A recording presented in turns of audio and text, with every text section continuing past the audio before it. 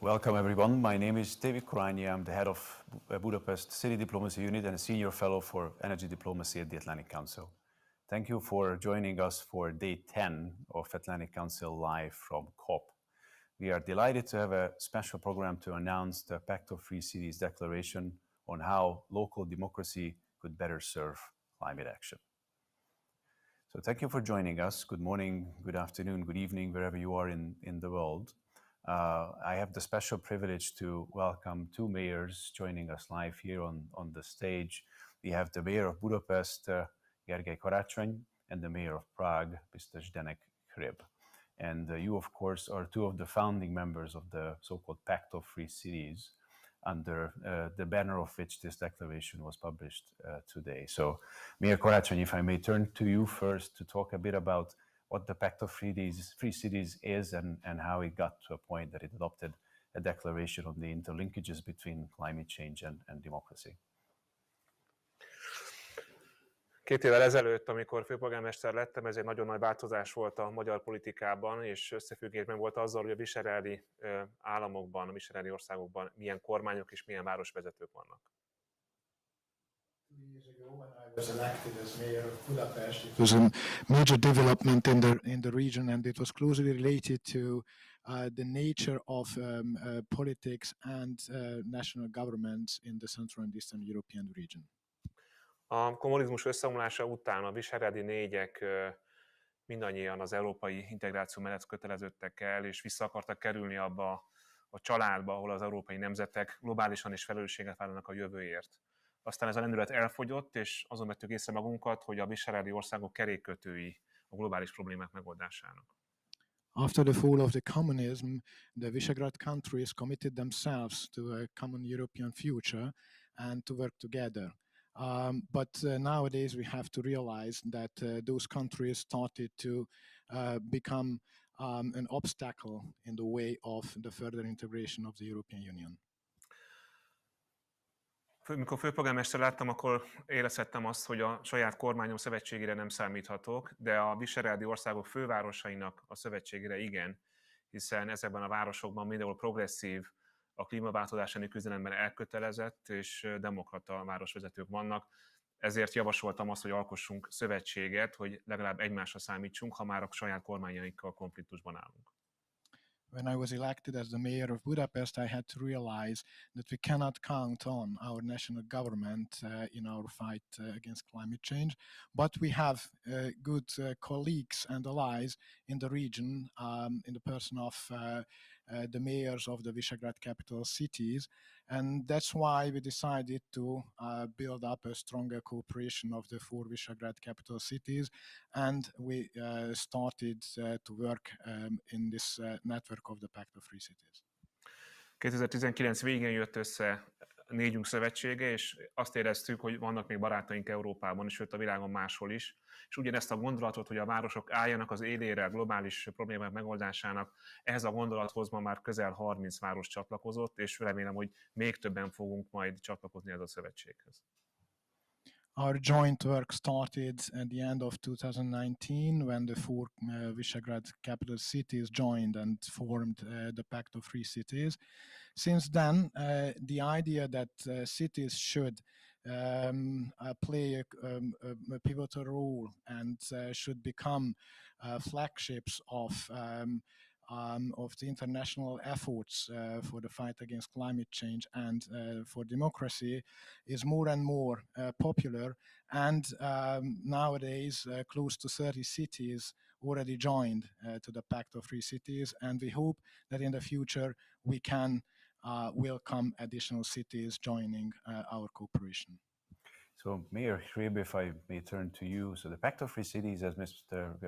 Karácsony just mentioned, is more about democracy, it's more about human rights, it's more about protecting those values. So why and how the Pact of Free Cities got to the point to adopt a declaration that is about climate change, of course, in the context of democracy. There are other city networks that deal with climate change quite specifically. So how do you see the Pact of Free Cities playing a role in this space? What's the specific comparative advantage for the Pact in this space? And if you could talk about the declaration a little bit in context.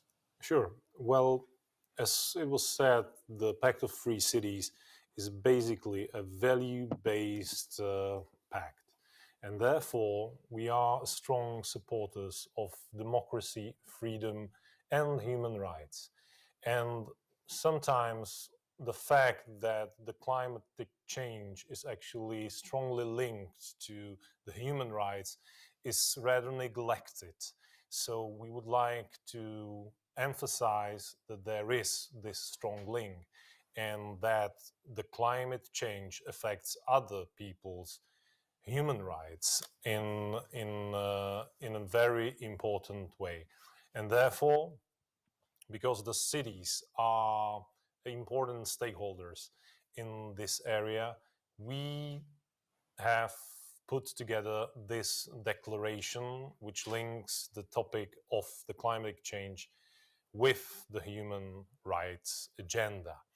And basically, the declaration is centered about a simple thing, and that is that the viability of our democracies will, to a large extent, be measured against the capacity to tackle with the existential danger of global warming and the ability to mitigate its impact on our communities.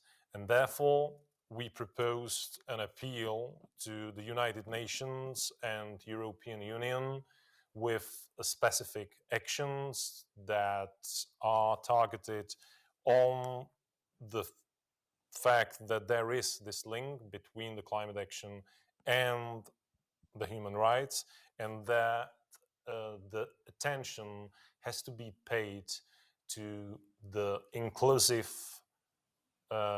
inclusion of all the necessary parties and inclusion of all the citizens and all parts of the society into the climate action, and that there needs to be a justice in those actions. Thank you, Mr. Mayor.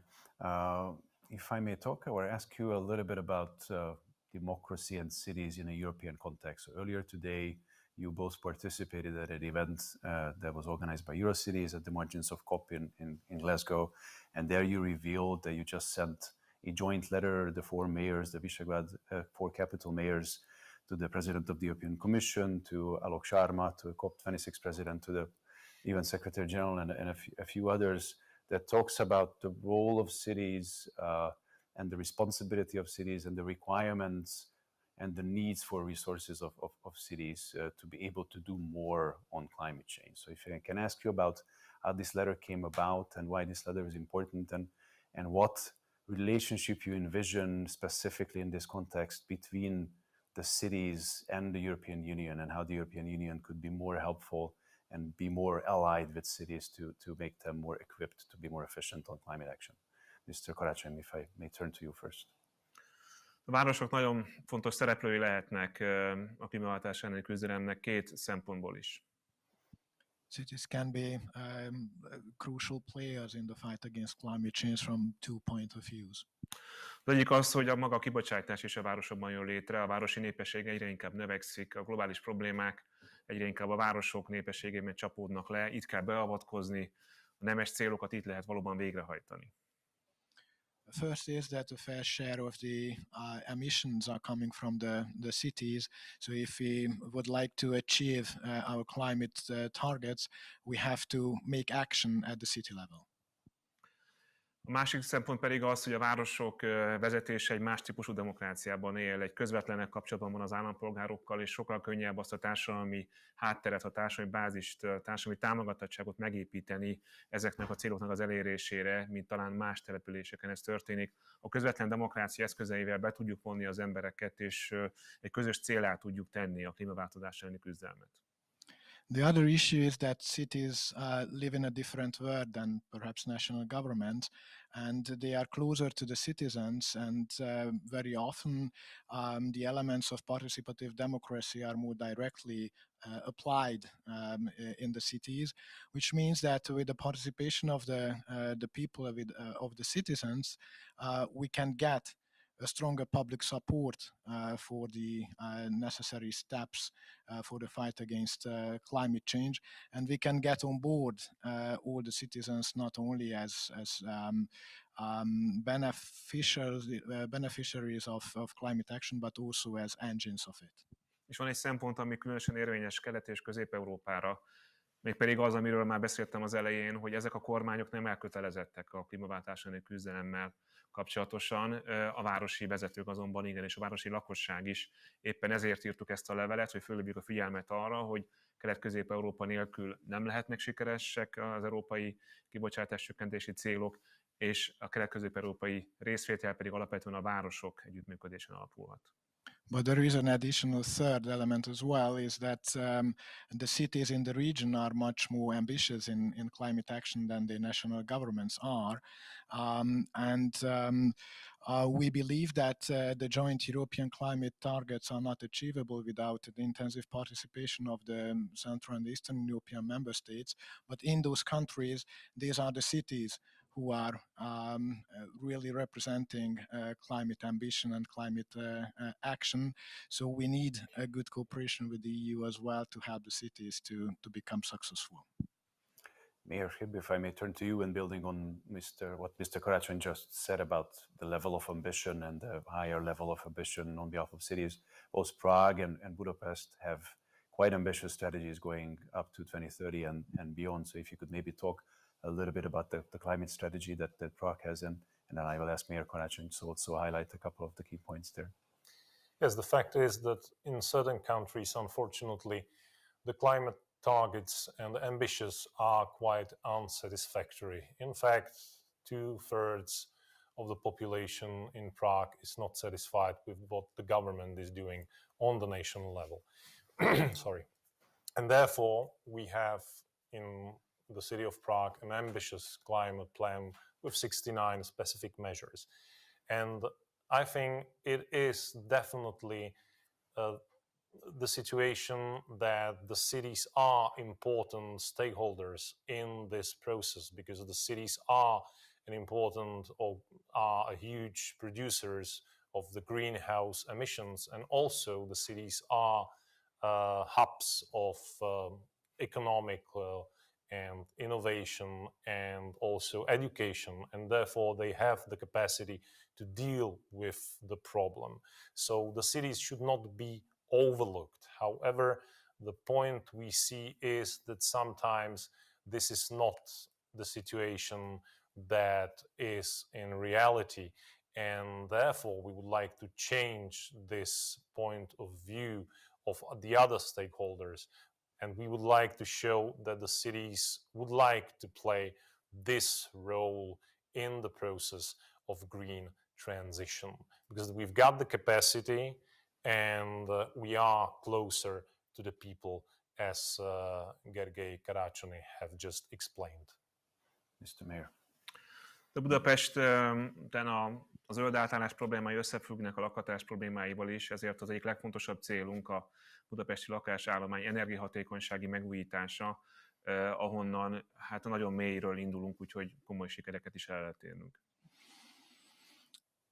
In Budapest, climate transition is closely related to the housing crisis, and that's why we believe one of the most important challenges for the city to go ahead with an intensive insulation program and to make the building stock in the city more energy efficient, which is also a measure against energy poverty.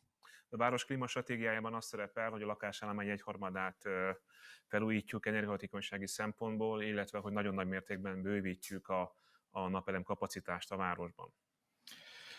In our climate strategy, we have the target that by 2030, 1/3 of the building stock will be renovated in Budapest, and also we plan to build a huge capacity of solar panels in the city.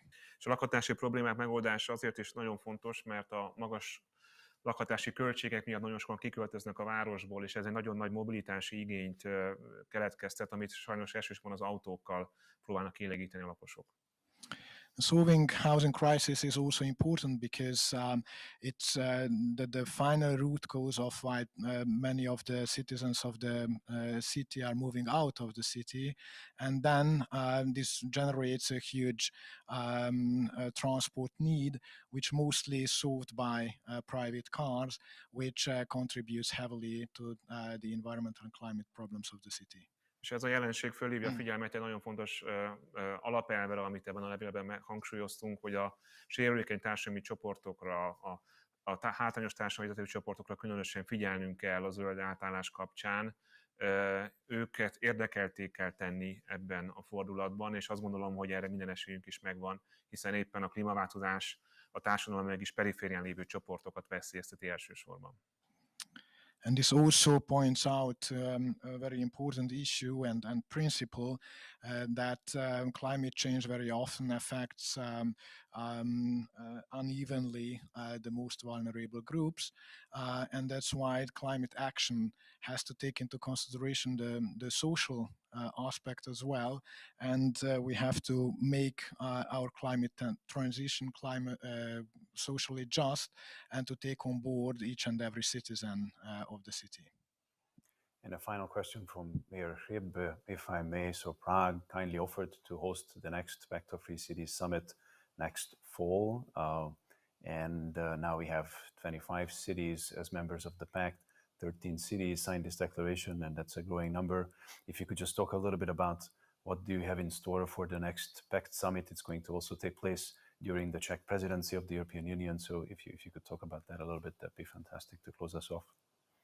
Sure. Well, as you have mentioned, there is going to be in the second half of the year 2022 the Czech presidency, and Prague would like to take the part of the capital city of a presidenting country of European Union. So therefore, we would like to host this event in Prague, and we will be glad if all the participating cities will come to Prague and participate on this event.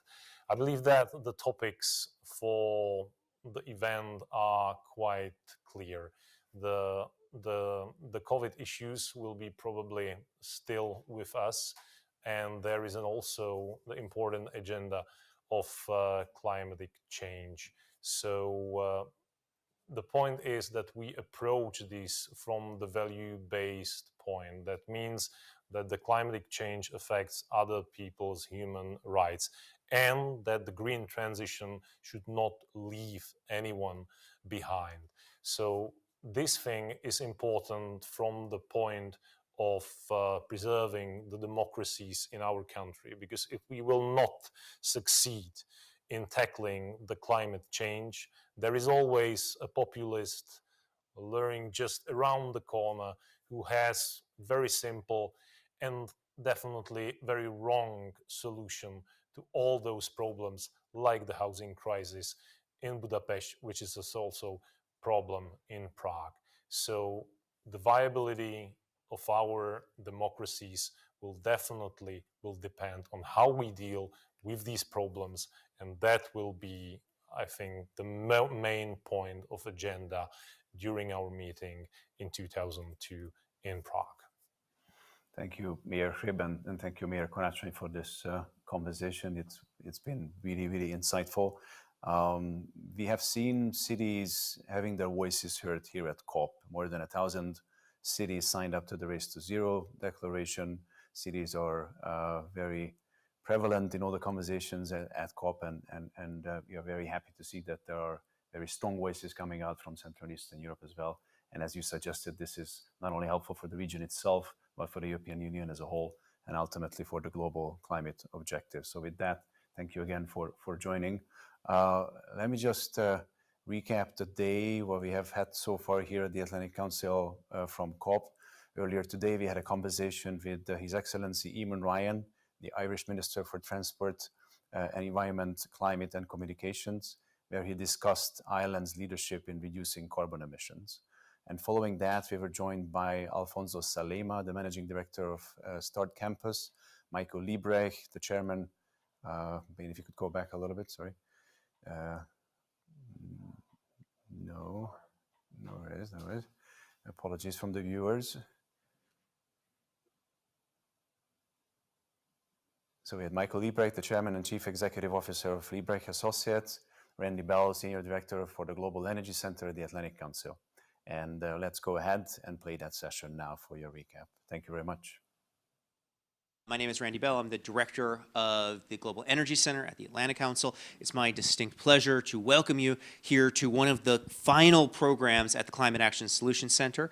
We're going to be talking about data and data's role in the energy transition. So we'll be looking at a number of issues related to data, both how it empowers the energy transition is a key part of it, but also data centers and how we can make them more energy efficient and actually help be part of that solution instead of being a big emission source.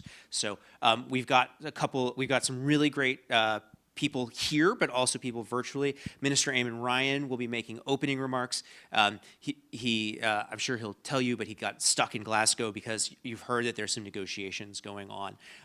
So we're encouraging him to success.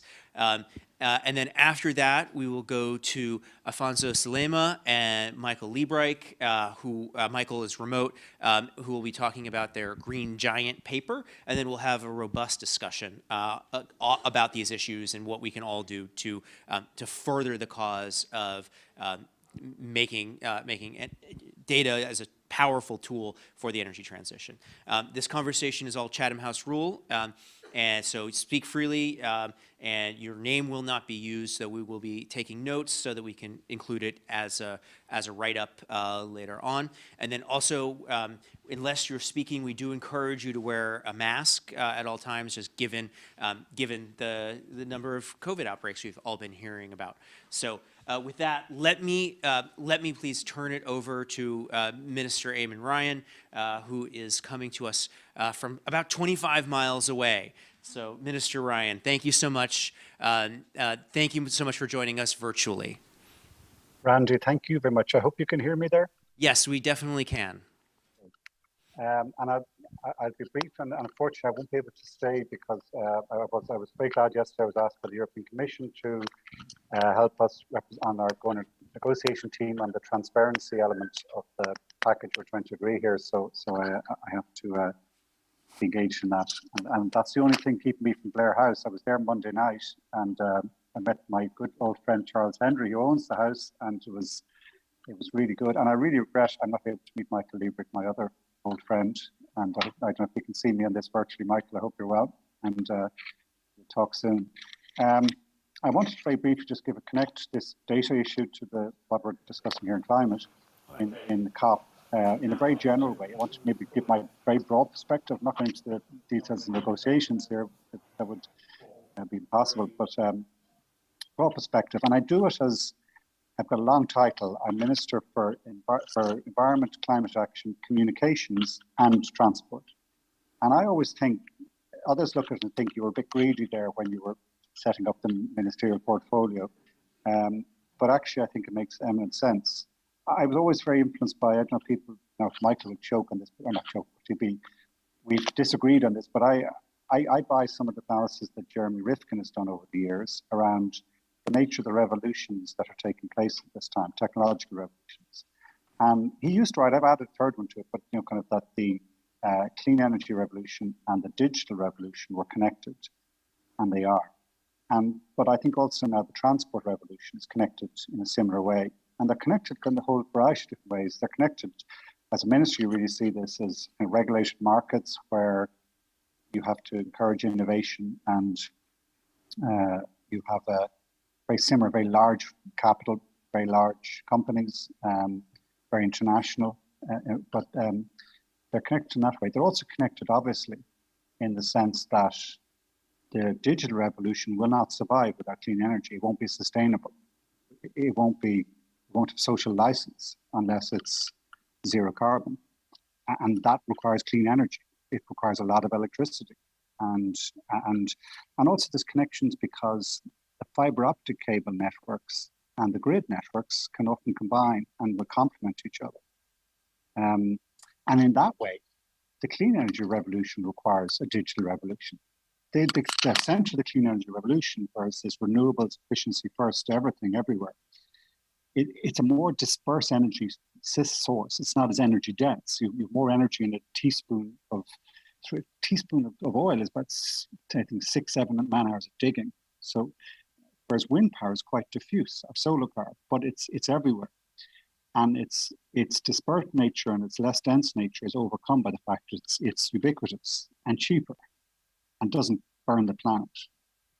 And so to make it work, it has to be this balancing between variable supply and variable demand and storage, and also it's a clever kind of grid management. It's all about the grid, to the tune of it's all about the base. That's kind of, it's critical. And in that, the digital revolution is key. Operating the network, turning things on and up, managing this very balancing out. And thirdly, I bring transport in because, again, it's connected. And again, the digital and clean energy revolution are going to influence it. Transport, like digital, won't work unless we electrify it, particularly in terms of passenger transport. Freight and aviation and shipping will be slightly different. We're not certain yet, to be honest, of the solutions on aviation and on shipping. You can see some coming into view, but certainly in the passenger car, light van, and potentially in trucks, what the solution there is going to involve.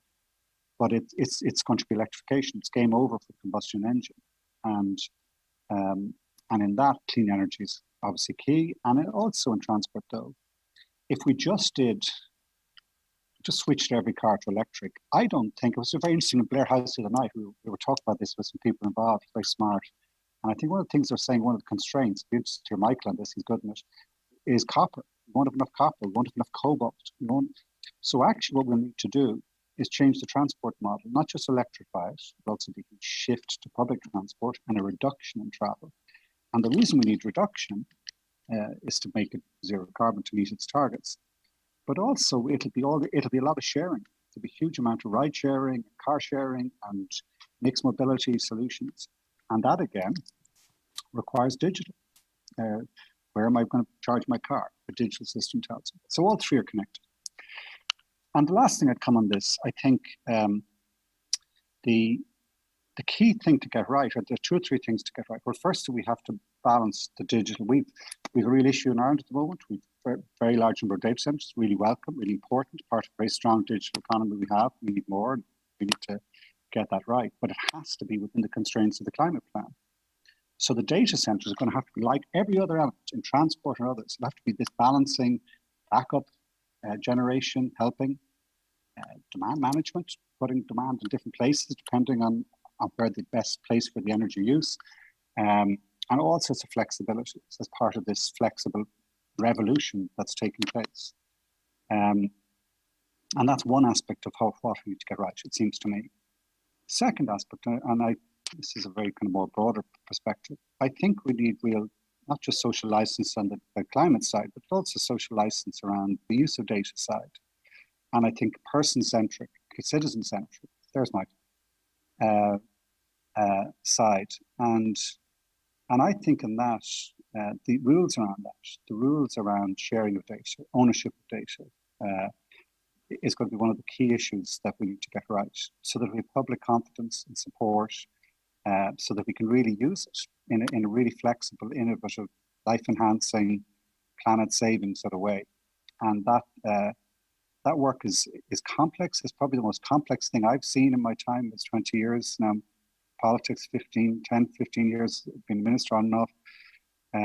It's wherever we can get right the kind of the ethical use of data and management of it in this balancing system, it seems to me, is going to be key. I'll finish with that. I'll finish, if I can, with one other just introduction. Paul Kenny, I think I can see sitting in the room. Paul is my advisor, and he's the boss as much as anyone. And I think would be really interested. You might be interested in hearing his perspective on how we're meeting some of those challenges in Ireland. And Michael just walked away as I was about to thank him for organising these events. But Michael, if you can hear me, I had a really good time with it. You never told me it was Charles Hendry's house, which was brilliant, and it was really useful. I found the one on we did on Monday, and I regret I can't make the building today, but fair play to you for organising, helping organising thing with Randy and everyone else. Well, thank you very much. It's great to see you, even only virtually, Eamon. And I see we've got a room with some expectant folks sitting there, so that's great. I really regret that I can't be there. I don't know if you know the story. I'm very sorry to hear. There holding court, and my wife came up and my daughter to experience COP, and then Alice tested positive. So she's actually, I whisked her back down here to London to get her out of everybody's hair, so we wouldn't jeopardize the incredible discussions and incredible hospitality that Charles and Sally have been providing up at the Blair estate. So I'm here with you in spirit anyway, and I hope you're having a good day.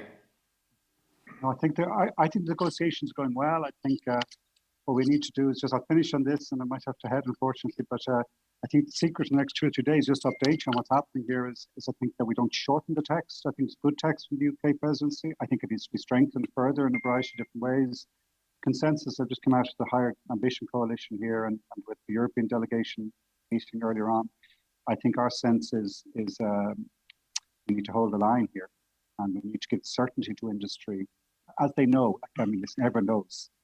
I get a real strong sense here and home and elsewhere. Business knows this is coming. If you're not zero carbon, if you're not having emissions in the next decade, you're not up the game. You're gone. I think that gives me some confidence that we will get this over the line and get a good text. And the last thing I'd say is that COP isn't, it's not all yes or no, one make or break. It is the image I've been using is those Voyager space satellites which went out around the galaxy. Every time we went around a planet, it picked up gravitational momentum and whizzed on to the next one. Glasgow's like that. We need to go around Glasgow like a Voyager spacecraft and come out of it accelerating into action, into delivering decarbonisation. That's what I think is the main thing coming out of it. Momentum for change to a better economy, which is the way to go. I think that's a great analogy. It's very much in line with things that I've said and things that I've written about Glasgow. That you can't see Glasgow as the end point that is supposed to deliver a locked-in, committed, signed, sealed, and all but delivered 1.5 degrees. What is Glasgow? It is vastly ahead of Paris. It proves that the Paris framework, the Paris ratchet works. It's got us pledges that are consistent with sub 2 degrees, and then NDCs, which sadly have not caught up with the pledges. They're only at 2.4 degrees, but we are, massively ahead of where we were 5-6 years ago. So, yes, I very much hope that you can deliver, a good text, and then it's straight on to continue tightening those, making sure those pledges turn into NDCs, the NDCs into action, and then, as you say, round the next planet to tighten it all up again. I got to go, Michael, unfortunately. I'm sorry for everyone in the room. I can't even take questions, but I wish you a really good conversation there and wish Charles and his family well in their house. And Michael, that Alice's life gets better quickly, and I look forward to seeing you in London or Dublin soon. Very good. Thank you. Thanks, Mike. Mr. Ryan, thank you so much. Really appreciate you joining us, and we look forward to being in touch. Thanks, Randy. Now it's my pleasure to turn it over to Afonso Slema from Start Campus and Michael Liebreich from Virtually. There you go. Hi, we're here because we wanted to present our latest white paper, which is essentially tackling the big issue of data centers and sustainability and how we see that going forward. We've worked on this paper, well, Michael worked on this paper with our help, and I think it was some pretty intense discussions since summer on how the data center industry could evolve. Michael, do you want to give a flavor and then I'll complete, or should I go ahead? No, let me get started, because then I think what we'll do is, if I could present some of the thinking in the paper, in a sense. What we're doing is talking about what a step change in data center architecture is likely to look like. And then, Afonso, I'll hand back to you, and you can talk about the example, the case study, which is CNES that you've been working on. So if that's okay, then let's proceed like that. Go ahead, Michael. Okay. So I think we all know a few basic facts. We all know that the world is increasingly data hungry. That's not a new trend. That's a trend that has been going on for decades.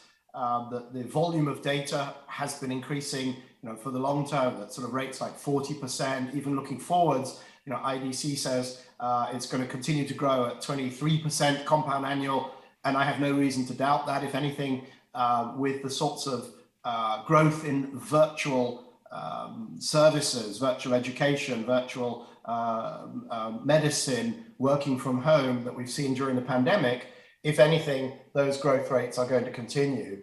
And so we also know one of the other big facts is that data centers, they can be major drivers of the use of non-clean energy. And there's been at various points over the nearly 20 years that I've been doing analysis of the transition to clean energy and clean transportation and so on.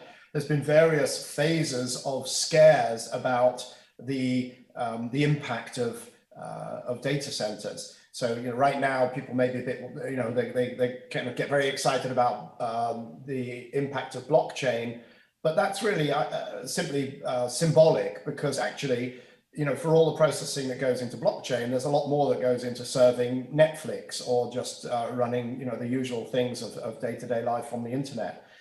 So we've seen these scares, and they're real. There is a real challenge when you see that sort of level of growth, and you see that the demand for power, and it's a very specific type. It has an extremely high need for resilience, and very, in some cases, very low ability to yield to demand response. If you are trading on the stock market, you cannot be told, well, I'm sorry, but we held over your process till tonight because unfortunately the energy wasn't very green. So it's a real challenge getting this significant and very rapidly growing demand for energy to be green.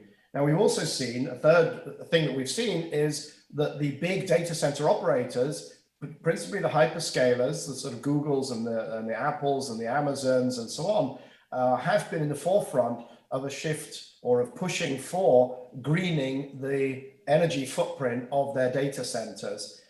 They've made these substantial commitments. There's a couple of different generations of those commitments. The first one was, we will buy net 100% green energy.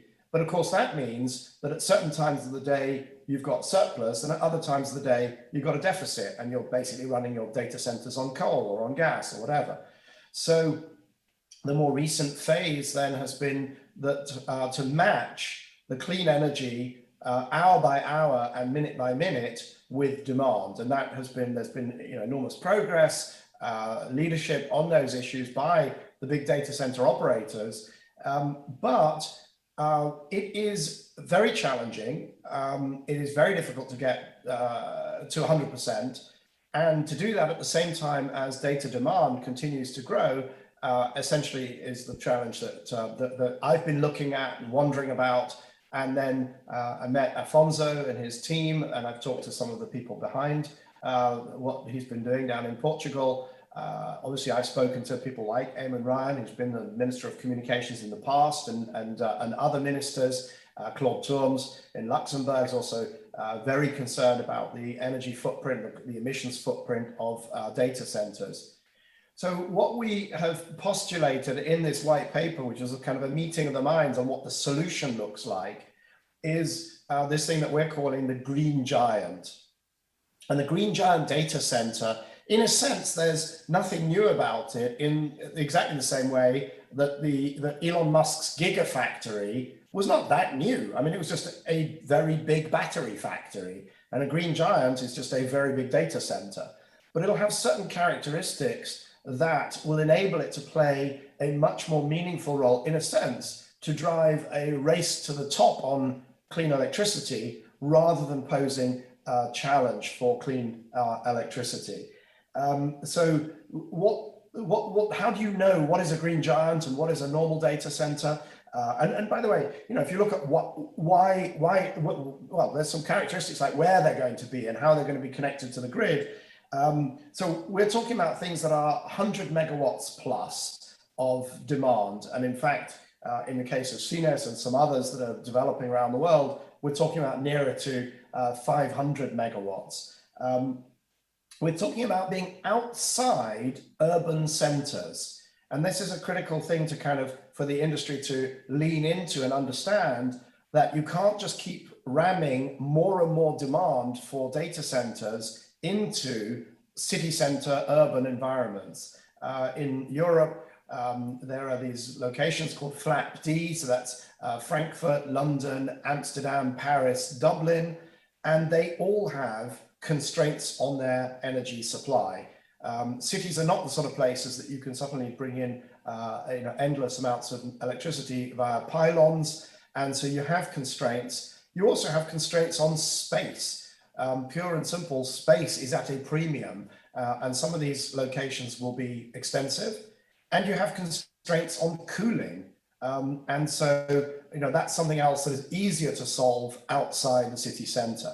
Now, of course, there's a disadvantage to going outside cities, and that is latency.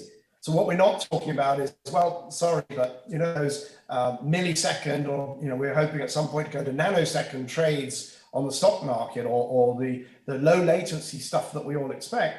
Does that mean that we have to trade off? No, it means that there's some architecting that has to happen so that computationally intensive, storage intensive algorithms are going to go out to the green giants, and then anything that really truly requires low latency clearly has to stay very physically close. Although Afonso probably is going to talk about even that may not be that much of a constraint. They will be in locations where there is a lot of renewable energy, clearly, but also critically diversity of renewable energy, not just lots of solar, but a mix of solar, wind, maybe some geothermal, and also located where it's easy to add storage. So if there is pumped storage, pumped hydro for storage, but if not, then they will have massive support of batteries. And they will also be close to transmission grid nodes in order to be resilient. You'll have the storage and the grid, and they will reuse existing architecture, existing grid infrastructure, because we are in this period of doing a handbrake turn in our grid technologies. There are lots of places where there have been coal-fired power stations, particularly, but increasingly also gas-fired power stations. Great grid connections and also ready availability of cooling. And it's always going to be cheaper and environmentally better to reuse rather than to build anew. So the green giants will take advantage of that. I said there would also be net contributors to the energy ecosystem. So instead of saying, right, the sun has gone down, the wind, there's a lull, and now in order to continue to process everybody's transactions, financial transactions, their media, their Facebook use, their whatever, and so on, that it's going to start sucking all of the green power selfishly from other users on the grid. By their scale and by their integration, they will, first of all, drive incremental demand for clean energy supply, but also be able to provide ancillary services into the grid. So that might be voltage regulation, that might be running on a battery and reducing the demand for some period of hours, possibly even extended periods. Also things like crucial things like upskilling, bringing into perhaps some parts of the grid that are not normally associated with a highly skilled data and smart energy jobs that would normally be associated with some of these locations. And the other thing is, they will have low impact environmentally by design from the beginning. So they will take into account things like end of life decisions. They will take into account issues around legitimacy and jobs. So the social sustainability, because they will be so large, you will be able to invest the time and energy and resources in taking that 360 view of the impacts of these things. In terms of the wins, I think they're already obvious from the description of what they are. They will use cheaper land. They will be more sustainable by design. They will enable 24/7, 365 every second green electricity use, and they will be cheaper. So like the best innovations or the best step changes in clean energy and clean transport, these are not things that will need subsidies forever. They will actually deliver the services cleaner and cheaper, and potentially much cheaper. We're looking at potentially costs, blended energy costs, and energy is a huge contributor to the cost of a data service. We could be looking at energy costs that are order of magnitude around 5 euro cents per kilowatt hour versus 10 to 15 to 20 or more in these flat D markets where you're in competition for green energy with other users, where you're trying to shoehorn this substantial and very kind of rigid demand into an energy system that is not designed to deliver it. So that is, in a nutshell, what we're thinking about in terms of this next stage, the green giants. And there are a number around the world. It's not CNS is not by any means the only one that is under development, but I think it does encapsulate this sort of step change scale up in the same way that Elon Musk's Gigafactory encapsulated a trend which was, in any case, happening within the battery industry, but it became much clearer about what it was and how it would play into the system. And I think that's what we're talking about here. So unless there's any questions on what I've said, I would hand over to, let me pause and see if there are any questions. Otherwise, we'll let Afonso present his example. Well, I'm going to take what Michael said, and some of the things I will repeat them because Michael went through them very, very fast. But and I also know that Michael loves data points, so I'll give you some to have an idea on why are we at the threshold and why action needs to be taken right now, and how green giants can be the solution. As Michael said, data consumption is not stopping. A lot of new technologies which are coming online, and then not a lot of new processes which will make our life much more exciting, have a tremendous amount of data behind it, and that growth is only due to continue. Now, the impact that has, and Accenture just published a report last week, is that they expect that the power which is consumed by data centers, which are essentially the piece of the digital that glues everything together, will grow by 9.4 times up to 2030, being able to reach almost 15% of power consumption globally. That's a tremendous amount of power. If you think about it, and power is not the only issue. When you think about data centers, you need to see what is it that they're doing to the locations where they're based at. If you look at Europe, there's a big push for data centers around the FLAP-D locations, like Michael said. And on those locations, data centers are actually competing with resources which can be put to service to residential or services use. So you'll find a lot of resistance now on some communities because they see them as drawing resources which can be used somewhere else.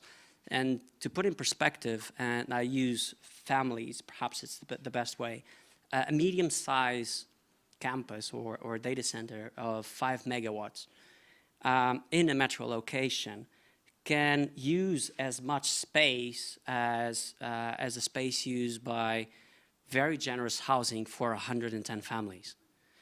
It can use as much power as 10 to 15,000 families consuming. And it can use as much water as 500 to 7,000 families.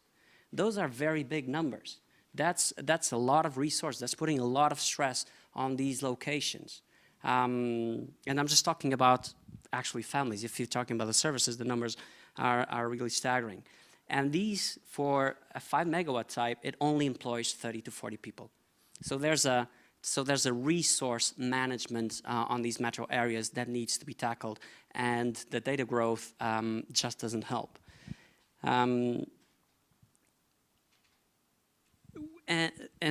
Taking to what Michael said, we need to take some action. I mean, in the United States, you already see big data center campuses, and hyperscalers are leading a lot of these efforts, but more can be done, especially in Europe. Europe is lagging this type of infrastructure relating to the US and to Asia. And there's a lot that can be done here. Our example, so what we're trying to do at CINUS, so Star Campus is the company name, but the project's also called CINUS 4.0, if you haven't heard about it. And I would welcome you to read our white paper once it becomes online, I think this afternoon. What we're trying to do is actually, we're taking an industrial site, an industrial area, which is not very far from Lisbon, where an old coal power plant was. So if anyone has studied how energy power systems have evolved in Europe, you know that these very big power plants actually formed the backbone of development of some of these countries. So you have huge communities that live for those plants. And now that we're pushing for a green agenda, it means that some of these communities will be disenfranchised. So they will lose their jobs, they have nothing to do, and they need to step up. What we're doing, we're taking on a near site neighboring the coal power plant, so the utility is now due to the commission right the next door. We're using the same infrastructure. So if you look at the power plant, you take away the engine, you take away the coal, and it's actually really good infrastructure. It has good roads, good access. Most of the times it has rail. It is the backbone of the power networks at national and European levels. It has water, has cooling available. So if you take away the dirty piece, the coal, it can become an opportunity. That's exactly what we're doing at CINUS. Land is relatively inexpensive and there's room to grow. That's why our project can be so large, and we expect it to grow up to 495 megawatts. Now, it's funny because when I speak with European industry players, they say that we're insane. When I speak with US players, they say you're not aggressive enough. But there's a middle ground, and we believe that this site works, and we do have room to expand. We're using cooling systems that the old power plant used, but also an LNG facility right next door uses. And that means that we don't actually use water. We're just using the Atlantic Ocean as a heat sink to boost the efficiency of the campus. We have, for all effects, given that we have the LNG facility nearby, it's as good or better than free cooling that you would see in the Nordics. In terms of power, we're connected to the backbone of the European power systems. That means high reliability, but also means ability to bring in renewable power directly to our site. And we're developing 1 gigawatt of solar, which is going to connect to our site. We expect to further develop other technologies, but as some of the room may know, licensing of anything other than solar takes a little bit longer. It's going to be a massive active player on the power transmission. Something this size and with the level of reliability that it has can actually be an active player on the power system instead of a passive drawing one. Like Michael alluded to, ancillary services, managing the local grid, actually selling excess power to local industries to foster the local environment. All of these can be done when you're talking about scale and you're dealing at the transmission level. And last but not least, it has a huge local community impact. Instead of being shunned down, we're actually very welcomed by the local community. We can help with the development of local talent. CINUS is actually quite an attractive place to be. So the minute that we announced, CV started running in of people who want to work there. You create a whole community around the data center, which effectively replaces the industry and the coal power plant. So we believe that this is the only sustainable way to go on the data center industry. Of course, as Michael alluded to, there's always the issue of latency, but that's where smart players can do intelligent architecture, network architecture, where IT workloads can be spread around where they can be processed the fastest or consumed the fastest. And this will be a pretty strong new feature, especially in the European market. Also, as Michael said, we're not doing anything new. I think the fresh view here is that we're putting everything together. We're putting old technologies which are fairly understandable, fairly solid on the infrastructure side, and we're using them to make the data center data center campus much more efficient, much more sustainable, and piece for the future. And with that, I probably open for questions.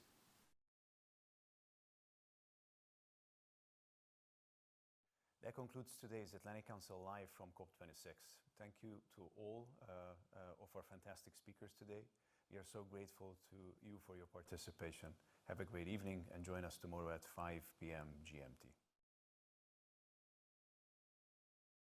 That concludes today's Atlantic Council Live from COP26. Thank you to all of our fantastic